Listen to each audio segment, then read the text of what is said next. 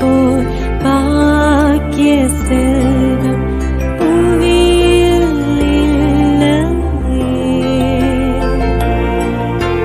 புவி நிரம்ப பொன் தந்தாலும் இப்பளிக்கு ஈடில்லையே.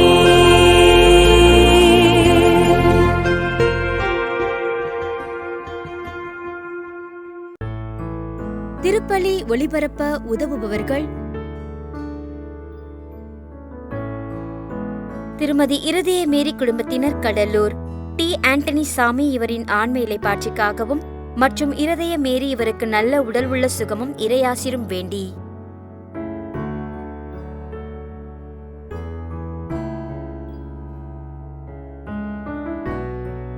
லில்லி புஷ்பம் குடும்பத்தினர், லூமினா ஜோஸ்பின் ஸ்டெல்லா இவரின் ஆன்ம இலைப்பாட்சிக்காக வேண்டி.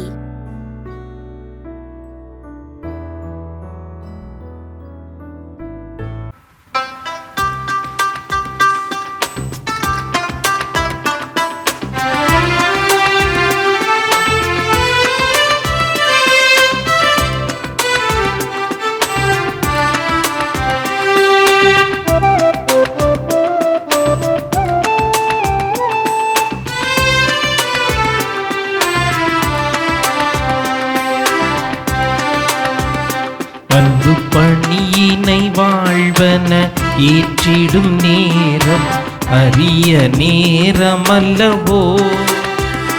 அன்பு பணியினை வாழ்வன ஏற்றிடும் நேரம் அரிய நேரமல்லவோ. இந்த நேரத்திலே புது ராகத்திலே எழும் ஆனந்தம் நாம் சொல்லவோ. அன்பு பணியினை வாழ்வன ஏற்றிடும் நேரம் அரிய நேரமல்லவோ.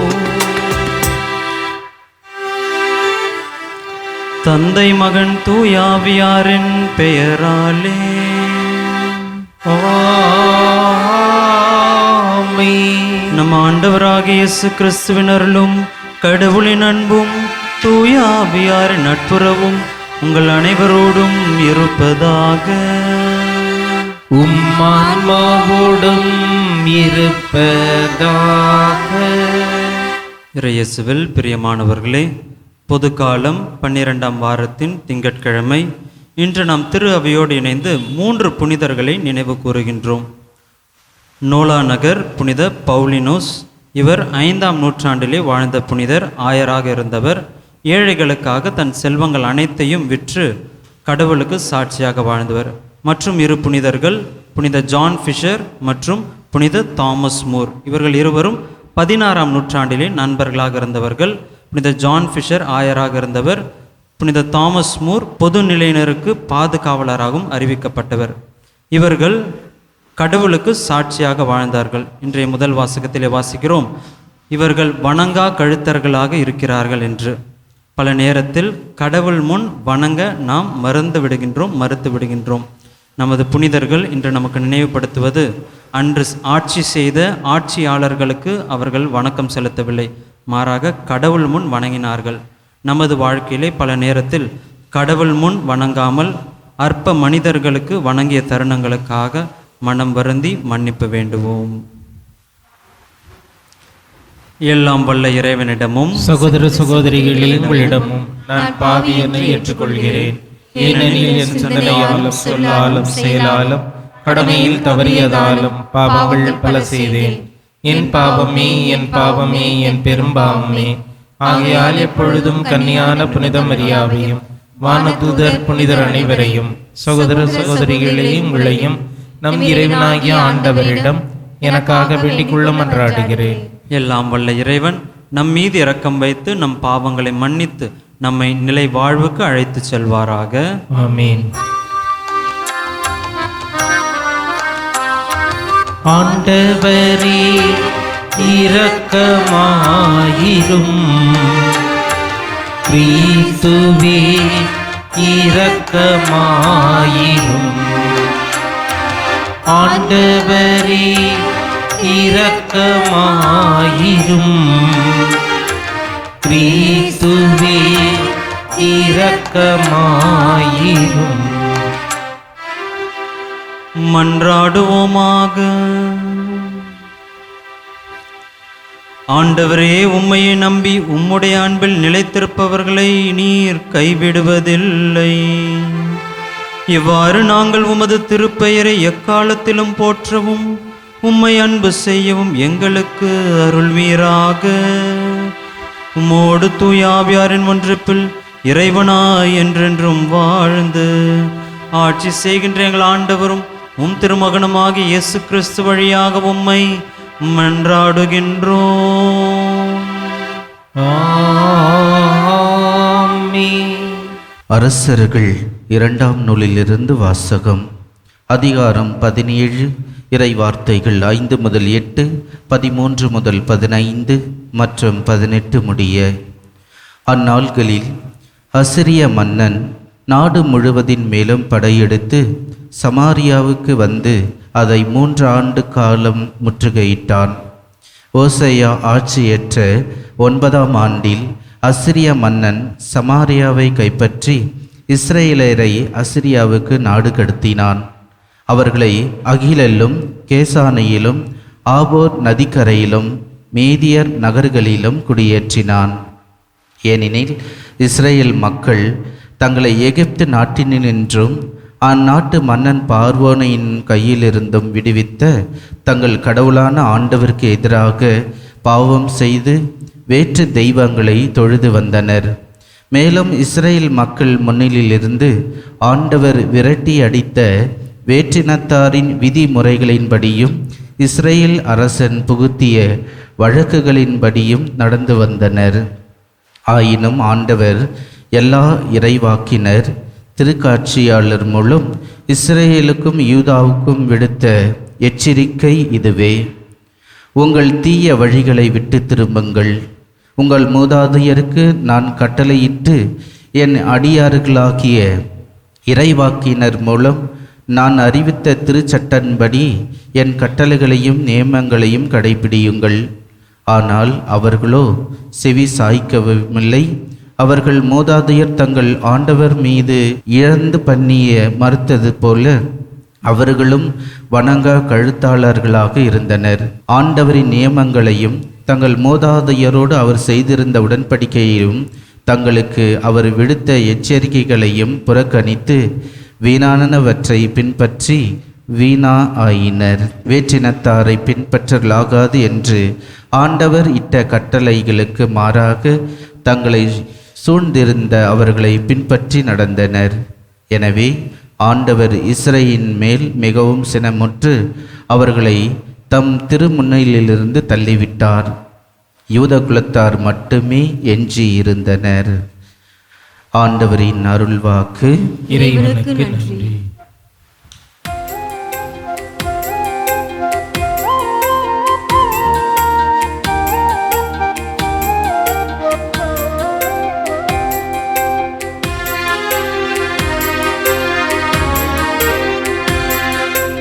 எங்களுக்கு துணை செய்யும் ஆண்டவரே, எங்கள் விண்ணப்பத்தை கேட்டருளும்.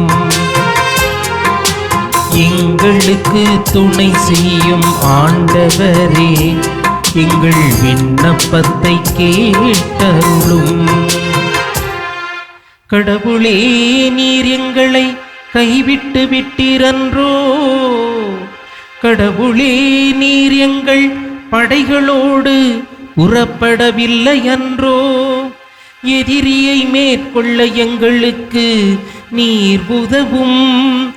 மனிதர் தரும் உதவியோ வீண். கடவுளின் துணையால் வீரத்துடன் போரிடுவோம். அவரே நம் எதிரிகளை மிதித்து விடுவார். அவரே நம் எதிரிகளை மிதித்து விடுவார்.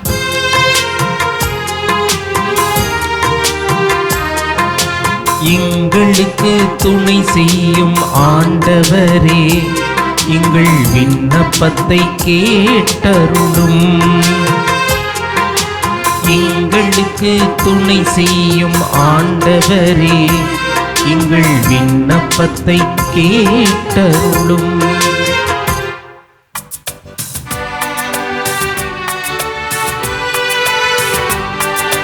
அல்லேலூயா அல்லேலூயா அல்லேலூயா அல்லேலூயா அல்லேலூயா அல்லேலூயா அல்லேலூயா அல்லேலூயா. கடவுளுடைய வார்த்தை உயிருள்ளது, ஆற்றல் வாய்ந்தது, ஆன்மாவையும் ஆவியையும் பிரிக்கும் அளவுக்கு புத்தி ஊடுருவுகின்றது. அல்லேலூயா அல்லேலூயா அல்லேலூயா அல்லேலூயா. ஆண்டவர் உங்களோடு இருப்பாராக. உம்மான்மாவோடும் இருப்பாராக. மத்தேயு எழுதிய தூய நற்செய்தியிலிருந்து வாசகம். ஆண்டவரே, மாட்சி உமக்கே. அதிகாரம் 7, இறைவசனங்கள் 1 முதல் 5 முடிய. அக்காலத்தில் இயேசு தம் சீடரை நோக்கி கூறியது: பிறர் குற்றவாளிகள் என தீர்ப்பு அளிக்காதீர்கள், அப்போதுதான் நீங்களும் தீர்ப்புக்கு உள்ளாக மாட்டீர்கள். நீங்கள் அளிக்கும் தீர்ப்பையே நீங்களும் பெறுவீர்கள். நீங்கள் எந்த அளவையால் அளக்கிறீர்களோ அதே அளவையாலே உங்களுக்கும் அளக்கப்படும்.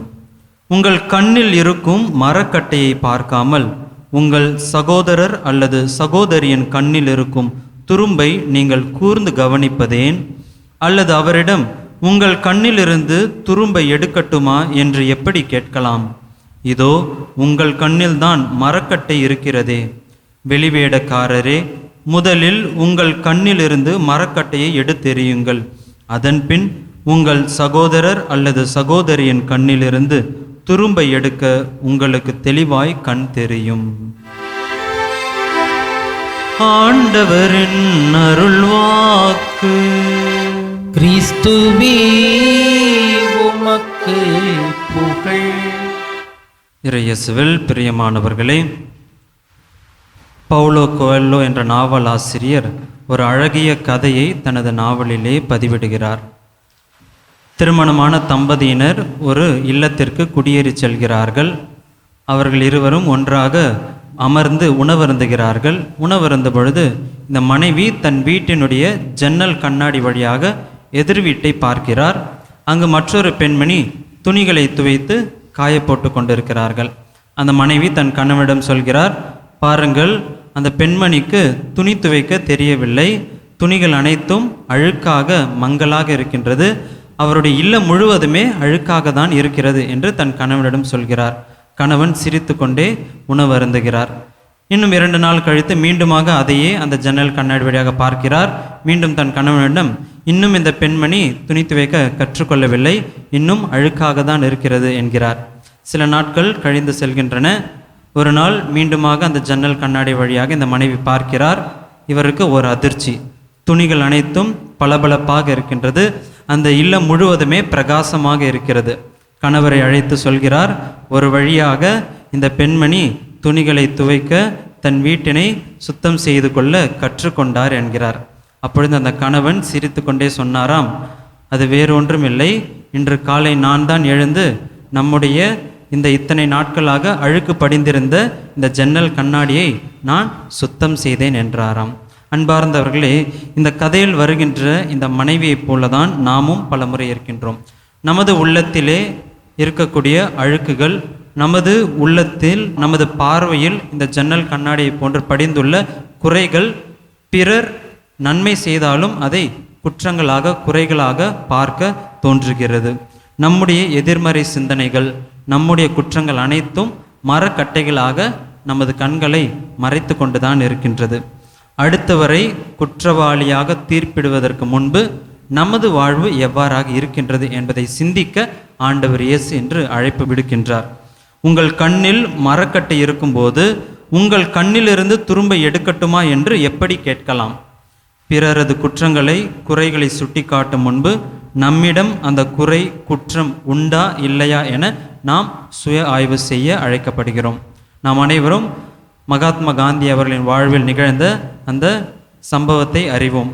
தாயார் தனது சிறுவனை காந்தியடிகளிடம் அழைத்து செல்கிறார். அந்த சிறுவன் இனிப்பு சாப்பிடுபவனாக இருக்கிறான். எனவே அந்த சிறுவன் இனிப்பு சாப்பிடக்கூடாது என்று சொல்லுங்கள் என்கிறார். ஆனால் காந்தியடிகள் அவரிடம் என்ன சொல்கிறார்? நீங்கள் சென்று 2 வாரம் கழித்து திரும்பி வாருங்கள் என்கிறார். 2 வாரம் கழித்து அந்த தாயார் தனது மகனை அழைத்து வருகிறார். அப்பொழுது காந்தியடிகள் அந்த சிறுவனிடம் சொல்கிறார், அவனை அழைத்து அமைதியாக அவன் கண்களை நோக்கி உறுதியாக சொல்கிறார், இனி நீ இனிப்புகளை சாப்பிடக்கூடாது என்று. அந்த தாயார் அதிர்ந்து போகிறார். இதை சொல்வதற்கு ஏன் 2 வாரம் எடுத்துக்கொண்டீர்கள் என்று கேட்டபொழுது காந்தியடிகள் சொன்னது, 2 வாரங்களுக்கு முன்பாக நானும் இதே போன்று இனிப்புகளுக்கு அடிமையாகி நிறைய இனிப்புகளை சாப்பிட்டு வந்தேன். முதலில் நான் என்னை அதிலிருந்து விடுவித்துக் கொள்ள வேண்டும், பிறகுதான் நான் அந்த மகனுக்கு இந்த அறிவுரையை சொல்ல முடியும் என்றாராம். அன்பார்ந்தவர்களே, விவிலியத்திலும் பார்க்கிறோம், விபச்சாரத்தில் பிடிபட்ட பெண்ணை அனைவரும் கல்லால் எறிய முயன்றார்கள். அப்பொழுது இயேசு அங்கு சொன்னது, உங்களில் பாவம் இல்லாதவர் முதலில் இவள் மேல் கல்லெறியட்டும் என்று. அடுத்த கணமே பெரியவர் முதல் சிறியவர் வரை ஒவ்வொருவரும் தாங்கள் வைத்திருந்த அந்த கற்களை கீழே விட்டுவிட்டார்கள். அதுவரை அந்த பெண்ணின் பாவத்தை மட்டுமே பார்த்து கொண்டிருந்தவர்கள் இயேசு சொன்ன அந்த வார்த்தையால் தங்களுக்குள் இருந்த குற்றங்களை, தங்கள் கண்களில் இருந்த மரக்கட்டைகளை உற்று நோக்கினார்கள். பல நேரத்தில் பெற்றோர்கள் நாம் பிள்ளைகளுக்கு பல நற்காரியங்களை எடுத்து சொல்வோம். பொய் சொல்லாத, திருடாத, கெட்ட வார்த்தை பேசாத. நாம் எத்தகைய தகுதியுள்ளவர்களாக இருக்கின்றோம் நாம் பிள்ளைகளுக்கு சொல்ல? நாம் செய்து கொண்டே நாம் சொல்லோம் என்றால் அதில் ஒன்றும் கிடையாது. நமது கண்களில் மரக்கட்டை வைத்து கொண்டு அந்த சிறு துரும்புகளை நாம் அகற்ற நினைக்கிறோம். ஆண்டவர் இயேசு அவ்வாறு நாம் இருக்கக்கூடாது என்று அழைப்பு விடுக்கின்றார்.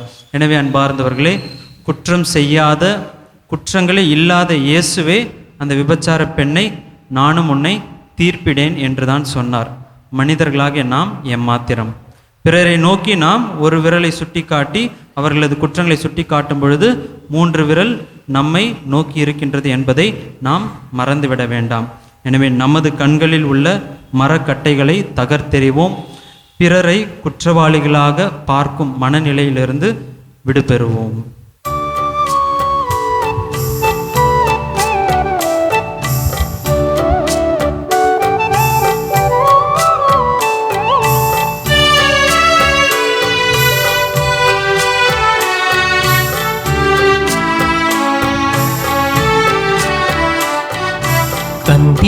தந்தீன் இறைவா, என்னை தந்தீன் தலைவா.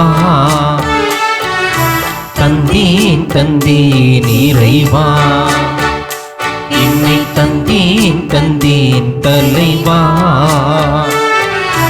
உள்ளது எல்லாம் உமக்காக, உயிர் பலியானாய் எமக்காக, அதில் எம்மையும் இணைத்திடவா. தந்தீன் இறைவா, என்னை தந்தீன் தலைவா.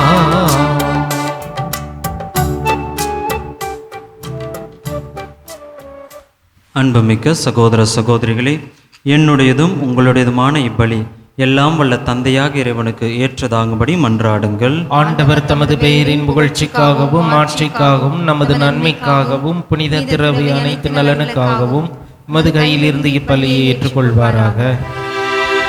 ஆண்டவரே, எங்களை உம்மோடு ஒப்புரவாக்கும் இப்புகழ்ச்சி பலியை ஏற்றருளும்.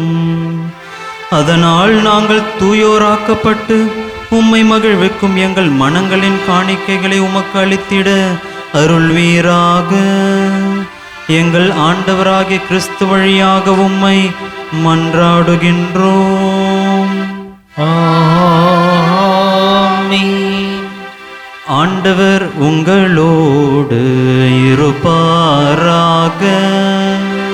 உம்மான்மாவோடும் இருப்பாராக. இதயங்களை மேலே எழுப்புங்கள். ஆண்டவரிடம் எழுப்பியுள்ளோம். நம் இறைவனாகிய ஆண்டவருக்கு நன்றி கூறுவோம். அது தகுதியும் நீதியுமானதே. ஆண்டவரே, தூயவரான தந்தையே, என்றுமுள்ள எல்லாம் வல்ல இறைவா, எந்நாளும் எவ்விடத்திலும் நாங்கள் உமக்கு நன்றி செலுத்துவது மெய்யாகவே தகுதியும் நீதியும் ஆகும். எங்கள் கடமையும் மீட்புக்கு உரிய செயலும் ஆகும். உம்முடைய அன்பு திருமகன் வழியாக நீர் மனித இனங்களை படைத்தது போல மிகுந்த கனிவிரக்கத்தால் அவற்றை புதுப்பிக்கவும் திருவுளமானீர். ஆகவே படைப்புகள் அனைத்தும் உமக்கு பணிபுரிகின்றன. மீட்பு அடைந்தோர் அனைவரும் உம்மை ஏற்றவாறு புகழ்கின்றனர். உம்முடைய புனிதர்களும் ஒரே இதயத்தோராய் உம்மை போற்றுகின்றனர். எனவே வானதூதர் அனைவரோடும் சேர்ந்து நாங்கள் உம்மை கொண்டாடி மகிழ்வுடன் எப்பொழுதும் அறிக்கையிட்டு சொல்வதாவது: தூயவர் தூயவர் தூயவர், வான்படிகளின் கடவுளாம் ஆண்டவர். விண்ணகமும் மண்ணகமும் உமது மாட்சியால் நிறைந்துள்ளன. உன்னதங்களிலே ஓசன்னா. ஆண்டவர் பேரால் வருகிறவர் ஆசி பெற்றவர். உன்னதங்களிலே ஓசன்னா. ஆண்டவரே, நீர் மெய்யாகவே தூயவர், தூய்மை அனைத்துக்கும் ஊற்று. ஆகவே உம்முடைய ஆவியை பொழிந்து இக்காணிக்கைகளை தூய்மைப்படுத்த உம்மை வேண்டுகின்றோம். இவ்வாறு எங்கள் ஆண்டவர் இயேசு கிறிஸ்துவின் உடலும் இரத்தமுமாக எங்களுக்கு இவை மாறுவனவாக. அவர் பாடுபட உளம் கனிந்து தம்மை கையளித்த போது அப்பத்தை எடுத்து நன்றி செலுத்தி அதை பிட்டு தம் சீடர்களுக்கு அளித்து கூறியதாவது: அனைவரும் இதிலிருந்து பெற்று உண்ணுங்கள், ஏனெனில் இது உங்களுக்காக கையளிக்கப்படும் என் உடல்.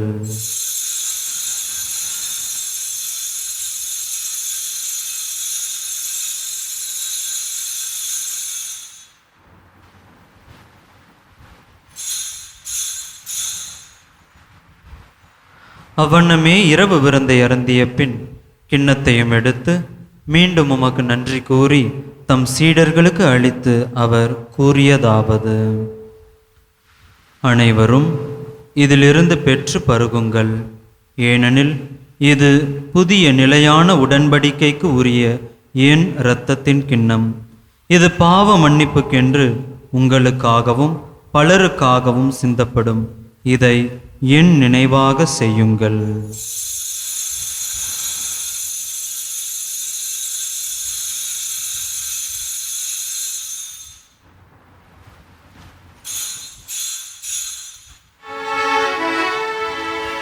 நம்பிக்கையின் மறைபொருள்.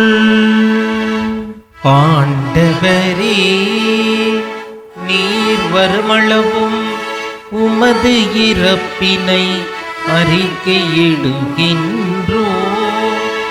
உமது உயிர்ப்பினையும் எடுத்துரைக்கின்றோம். ஆகவே ஆண்டவரே, நாங்கள் கிறிஸ்துவின் இறப்பினையும் உயிர்ப்பினையும் நினைவு கூர்ந்து வாழ்வு தரும் அப்பத்தையும் மீட்பளிக்கும் கிண்ணத்தையும் உமக்கு ஒப்பு கொடுக்கின்றோம். உம் திருமுன் நின்று உமக்கு ஊழியம் புரிய தகுந்தவர்கள் என எங்களை ஏற்றுக்கொண்டீர். எனவே உமக்கு நன்றி செலுத்துகின்றோம். மேலும் கிறிஸ்துவின் உடலிலும் இரத்தத்திலும் பங்கு கொள்ளும் எங்களை தூய ஆவியார் ஒன்று சேர்க்க வேண்டுமென உம்மை தாழ்மையுடன் மன்றாடுகின்றோம். ஆண்டவரே, உலகெங்கும் பரவியிருக்கும் உமது திரு அவையை நினைவு கூர்ந்தருளும். எங்கள் திருத்தந்தை லியோ, எங்கள் ஆயர் ஜார்ஜ், எல்லா திருநிலையினர் ஆகிய அனைவரோடும் உமது திரு அவை அன்பில் நிறைவு பெறச் செய்தருளும். மேலும் உயிர்த்தெழும் எதிர்நோக்குடன் துயில் கொள்ளும் எங்கள் சகோதரர் சகோதரிகளையும் இறந்தோர் அனைவரையும் இரக்கத்துடன் நினைவு கூர்ந்து உமது திருமுக ஒளியினுள் ஏற்றருளும். எங்கள் அனைவர் மீதும் இரக்கமாயிரும். கடவுளின் கன்னித்தாயான புனித ஆரோக்கியத்தாய், அவருடைய கணவரான புனித யோசேப்பு, புனித திருத்தூதர்கள், இவ்வுலகில் உமக்கு உகந்தவராய் இருந்தோர் ஆகிய புனிதர் அனைவருடனும் நாங்கள் நிலை வாழ்வில் பங்கு கொள்ளும் தகுதி பெற்று உம் திருமகன் இயேசு கிறிஸ்து வழியாக உம்மை புகழ்ந்தேத்தும் வரமருள உம்மை மன்றாடுகின்றோம்.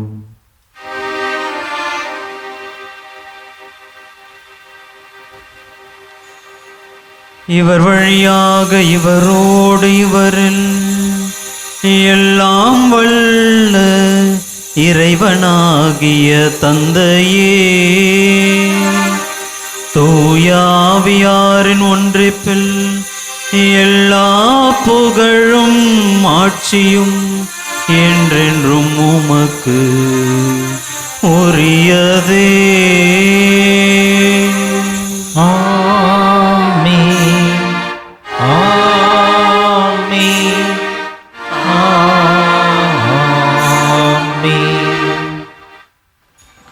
மீட்பரின் கட்டளையால் கற்பிக்கப்பட்டு இறை படிப்பினையால் பயிற்சி பெற்ற நாம் துணிந்து சொல்வோம்.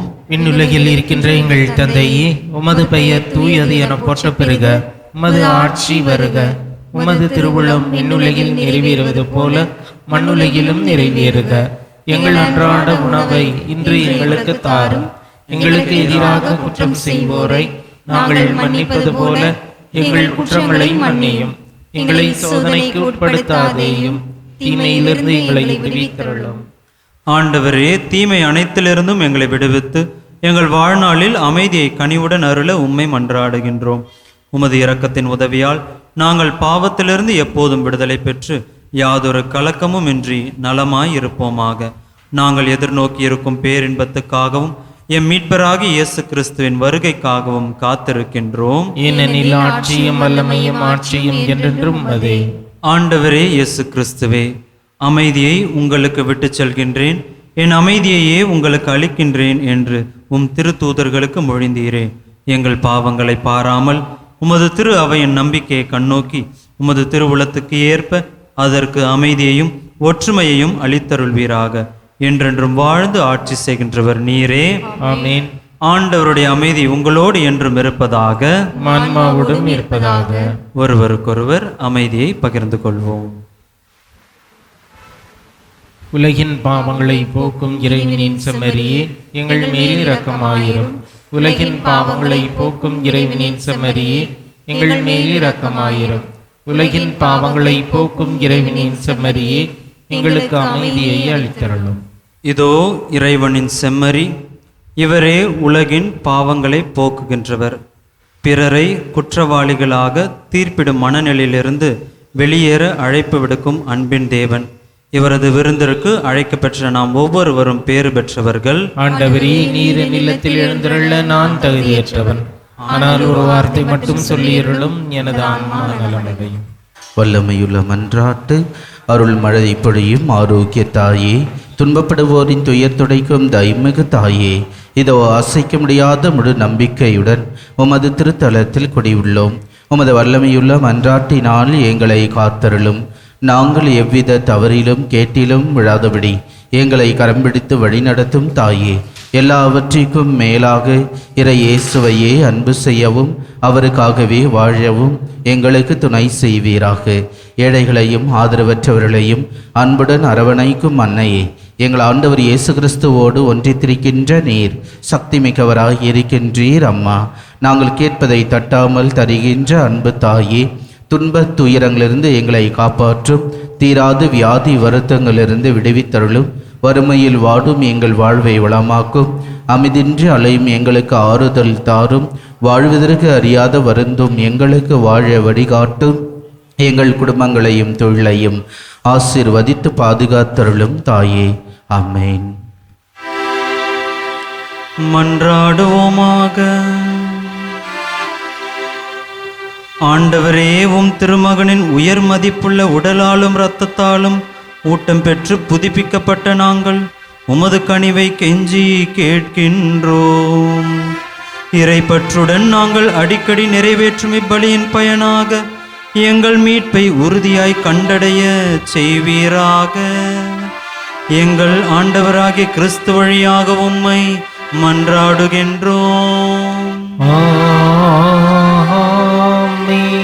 ஆண்டவர் உங்களோடு இருப்பாராக. உம்மான்மாவோடும் இருப்பாராக. எல்லாம் வல்ல இறைவன் தந்தை, மகன், தூய ஆவியார் நம் அனைவரையும் ஆசீர்வதிப்பாராக.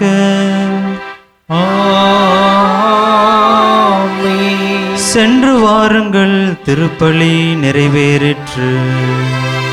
இறைவனுக்கு நன்றி.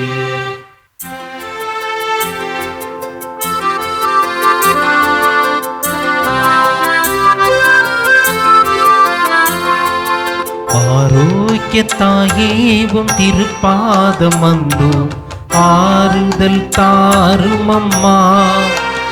இம்மை அரவணை தாழும் அம்மா. ஆரோக்கிய தாயேவும் திருப்பாதம் வந்து ஆறுதல் தாரும் அம்மா, இம்மை அரவணை தாழும் அம்மா. வாழ்க வாழ்க மரியே, வாழ்க வாழ்க மரியே, வாழ்க வாழ்க மரியே, வாழ்க வாழ்க மரியே. திருப்பலி ஒளிபரப்ப உதவியவர்கள்: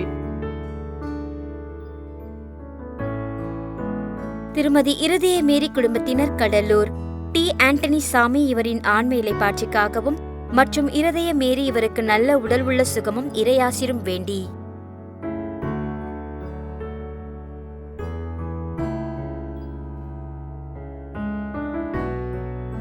லில்லி புஷ்பம் குடும்பத்தினர் லூமினா ஜோஸ்பின் ஸ்டெல்லா இவரின் ஆன்ம இளைப்பாட்சிக்காக வேண்டி.